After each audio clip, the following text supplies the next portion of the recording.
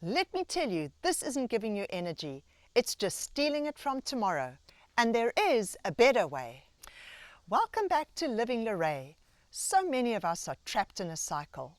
We wake up tired, use caffeine to get us going in the morning, and sugar to get us through the day, and then crash hard in the afternoon, only to do it all over again.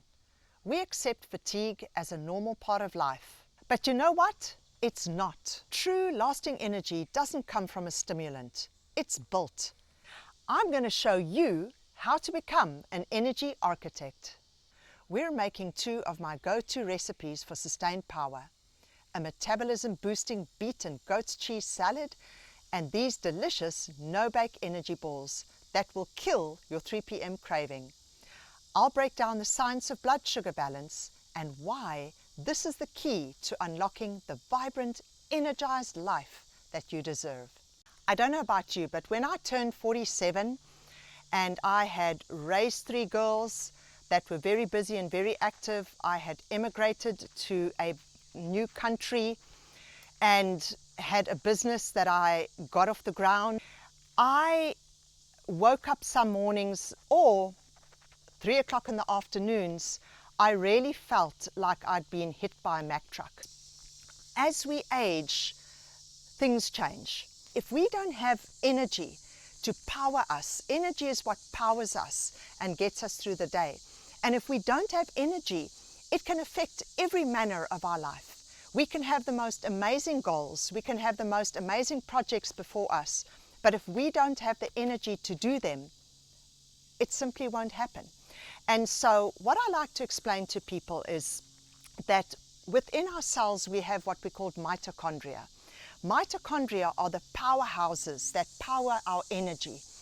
When we are young, we have about anything from 500 to 2,000 mitochondria. And when we get to the age between 20 and 40, that number gets halved. And when we get to 40 to 70, that number gets halved again. And so at the end of the day, our energy stores run out. And yes, that happens in part because of aging, but there are many factors from at an environmental level and a lifestyle level that can have a profound impact on your mitochondria, and whether those mitochondria get depleted or whether they get supported. Some of the environmental challenges that really can impact our energy are things like job challenges. You know, when we are in a job or working or in a career that does not satisfy us, that can really sap our energy. And then also we may be in a relationship, or we may have a friendship that's really taking its toll on us. So that can play a huge part in your energy. Something else that has a profound impact on these mitochondria are, of course, environmental toxins. And you will always hear me speaking about these toxins in our environment that have a profound negative impact on our health, and in this case, really on our energy levels. Something else with regards to dietary intervention is unstable blood sugar. Let me tell you, I speak to so many women who don't eat enough food, and we are all guilty of that. And so remember, what we put into our mouths in the morning is going to determine how much energy and stamina we have throughout the day. So again, bolster your diet with good protein, good fat, good fiber. And something else that has a profound impact on your mitochondrial health are phytochemicals. Phytochemicals, what are they? They are those substances found in your brightly colored vegetables and your fruits, like blueberries, your blackberries, your strawberries, your yellow vegetables, your red vegetables. All those have a profound impact on your mitochondrial health. And I know you know this, or you may not, but I'm going to remind you, is your movement habits. Now, this has a huge impact. Create habits to move your body. When we do intermittent training, when we do HIIT training, when we do cardiovascular training, weightlifting, all of those things are stresses and help to support and encourage mitochondrial growth. And then I want to quickly speak about circadian rhythms and sleep. It's so important because this is also a huge reason why people's mitochondrial health is deteriorating and why we have no energy. Make sure you normalize your circadian rhythms. What do I mean by that? Well, go to bed pretty much at the same time and wake up at the same time.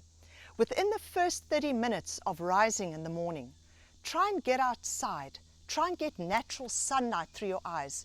Try and look to the east where the sun is rising and get that natural sunlight in through your eyes, because what happens is you have a gland in your brain called the pineal gland. And your pineal gland is so important because it helps to make melatonin and serotonin. So melatonin we know is a hormone that helps us sleep, and serotonin is our happy hormone.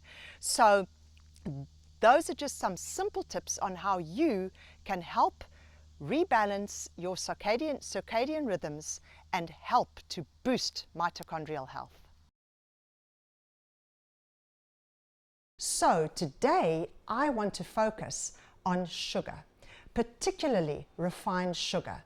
We're going to look at what sugar does in the body. We're going to look at labels. I'm going to teach you a very simple trick that you can do to read a label and track your sugars. And the World Health Organization, they recommend that if you're a man, you shouldn't be having more than 8 teaspoons of added sugars, and that's man-made processed sugars. And if you're a woman, you shouldn't be having more than 6 teaspoons of added sugars. So I'm talking about the processed, man-made, not the sugars in your fruit. I'm talking about the processed stuff. So first of all, it's always important to look at the serving size. So this granola bar that we're eating, is that 1 serving sizes or 2 serving sizes? Okay, so now we've determined maybe it's 1 serving size. Then you go to the sugars and you go and see if there is 20 grams of sugar. Then what you're going to do, you're going to say 20 grams divided by 4, because for every 4 grams of sugar on a label, that is equivalent to 1 teaspoon of sugar. And oh my gosh, my friends, very quickly you are going to get an idea of how much added sugar you get into your diet. Read your labels. Go and do that sugar inventory. When we eat so much refined processed sugar, it can cause gut imbalances. It can cause that your sugar feeds your bad bacteria, and it can cause that your gut bacteria to get out of sync. It causes inflammation. It actually robs your bones of minerals. So my first recipe today is one that I really enjoy. I make a double batch and then I keep them in the fridge in a glass Tupperware, and every time I want something sweet, I just go and enjoy one. All right, we're going to start with a base of sprouted gluten-free oatmeal. Okay, so this is another nice thing about this for anyone who is gluten and dairy free. This is gluten and dairy free, and it's vegan or plant-based. Okay, so anyone that follows those eating programs will absolutely enjoy this. So I'm going to start with a base of sprouted gluten-free oats and then some gluten-free muesli. Okay, we're going to add that. After that, I'm going to add some unsweetened coconut. Then one of the foods that are really good for inflammation, to help regulate inflammation, are your omega-3s. Now remember, I previously said that your body cannot make omega-3s. So if you are not getting those omega-3 fatty acids, those essential, because they're essential for your well-being, you are going to be inflamed. And so let's quickly take a look while we're looking at this. One of the omega-3 fatty acids is flaxseed. And so what I've done is I have ground the flaxseed, or you can buy ground flax meal, because if you eat the whole flaxseed, it just goes straight through you. Okay, so you want to grind it, and so that you can open up all that nutrition and it can be received by your body a lot better. So today we are jiving with the flaxseed because it's got all those lignans that are also very good for our endocrine system and help reduce inflammation. Then I'm going to put a scoop of my favorite protein powder in the whole wide world. Then, instead of chocolate chips, I'm going to add medjool dates. Put that in there, about 1/4 cup, and just mix that all together. Then we're going to add some nut butter. I also want to encourage you, when you are buying your nut butter or your peanut butter, folks, read the ingredients. You want 2 ingredients on your peanut butter: peanuts and salt, or just peanuts. Then we're going to add some raw honey. Just look at that color. So, so delicious. Get every little bit out of there. Oh my gosh. A little bit of vanilla extract, and let us mix it all up, and let's see how it comes together. And you know, all you need to do is just give it a mix until it becomes like cookie dough. And I find that it's not necessary, but if you want, and if you need it, then you can add maybe a tablespoon or 2 of avocado oil, just some avocado oil that you use to cook with. But let's see how this comes together. And what I like to do, the best mixing tool, in my opinion, is your hands.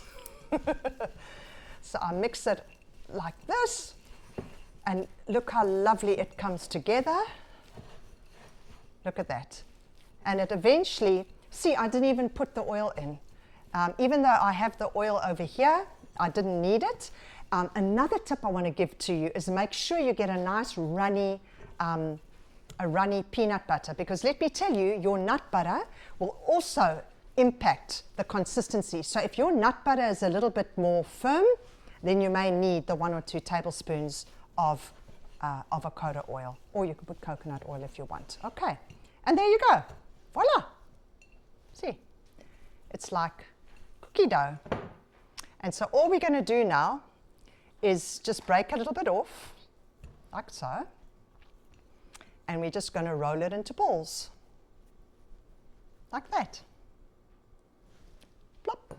If you want to, you can add it in some chopped fine coconut. If you want to, sometimes I do that. Or you can roll them in a little bit of hemp hearts if you want to give that omega-3 an extra boost. Hemp hearts are delicious, very high in protein, very high in fiber. And yeah, if you don't like dates, you can put in Lily's white chocolate chips, or you can put dark chocolate chips. Again, use my recipes as a starting point and just do it the way you like it. So there you go. Look at that. You can pop them in the freezer for about 20-30 minutes and they'll get nice ice cold and they taste like fudge. Or you can mix them up, put them in the Tupperware between parchment paper, pop them in the fridge, let them get nice and cold, and eat them from the fridge all month long. So I hope you give it a try and let me know. If you're enjoying what you see here on Living Luray, go ahead and give this video a like. Hit that subscribe button and tap the bell so you never miss a new recipe or lifestyle tip. Oh my gosh, we've got so much more coming your way. I'm going to be making a delicious beet salad with goat's cheese. So first of all, we are going to start with a mixture of different leafy greens and arugula, or rocket as we call it in South Africa. We're just going to Spread that out. We know that your green foods are very, very high in magnesium, and magnesium is one of the minerals that get depleted in our body.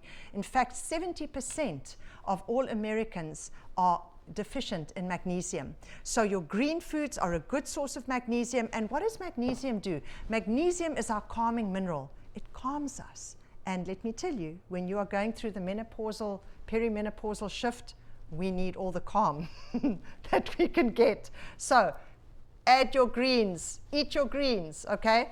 Then we are going to do beets. I love, love, love beets, because beets, if you don't like beets, and you can maybe do a concentrated beet juice powder, it's something that you can add a teaspoon to your smoothie, or to a smoothie bowl with blueberries. You won't even taste it. Your beets are so healthy, because you know, as we age, everything ages. Our brain also ages. You knew that, right? And the hypothalamus also ages. And why I chose beets specifically for this recipe is that when we eat beets, as they get into our bloodstream, they are very high in nitric oxide. And nitric oxide oxygenates our blood and takes oxygen to all our extremities in our body, including the brain. And it increases the blood circulation in your brain and is so good for you. So we're going to do some beets. If you don't have time to steam the beets, oh my gosh, almost every shop here in America and wherever you live possibly would have pre-made, pre-steamed beets. So you don't have to buy the fresh beet. It's done for you. Then we are going to do some fresh oranges.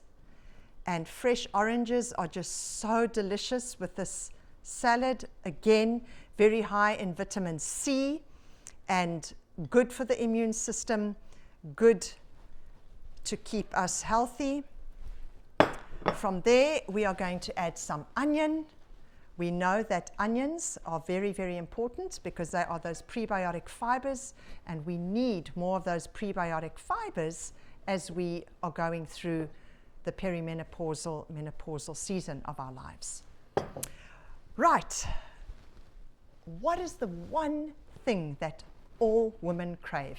I asked that earlier on to some friends around me, and everyone said cheese, and it is. Everyone loves cheese.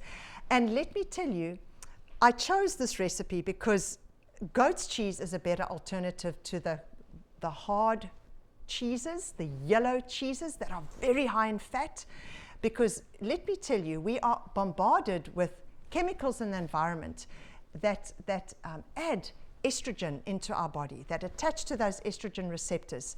And so what we want to do, we don't want to still do that into our diets as well. So goat's cheese is a very nice alternative, and it's a soft cheese, and in my opinion, it digests a lot better.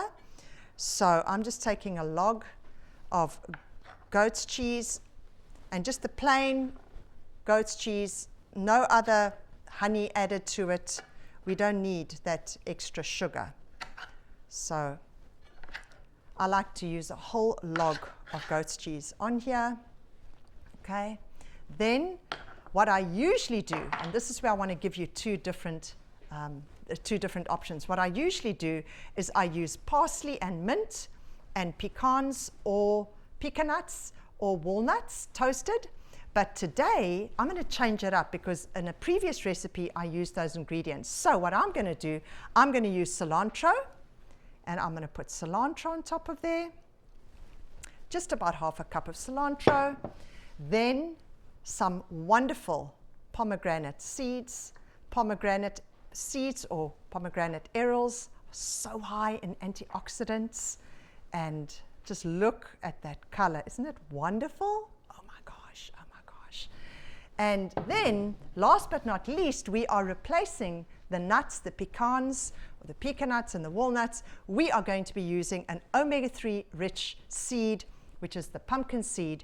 And of course, again, our whole endocrine system cannot function without the omega-3 fatty acids. They are essential to our well-being and essential to our hormones.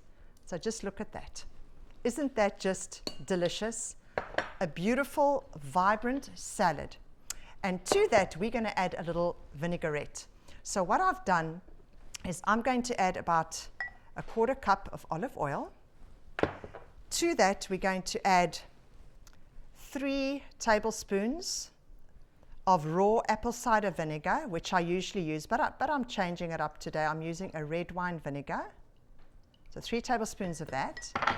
Then I'm going to use a tablespoon of maple syrup or raw honey. Then I'm going to zest in some garlic. You know I love my garlic. Also so good for you, good for the gut. And we're going to just do a little bit of pepper, probably about a 1/4 teaspoon or 1/8 of a teaspoon of black pepper, 1/8 of a teaspoon of salt. And then I've put in a little bit of Dijon mustard. And we're just going to shake it up like this. I always use my empty jam jars, and I never throw them out because these are great for just a quick salad dressing. Okay, so let's taste that. It's the perfect balance of acid, sweet, so good. And all we're going to do is we are going to just drizzle this over like that.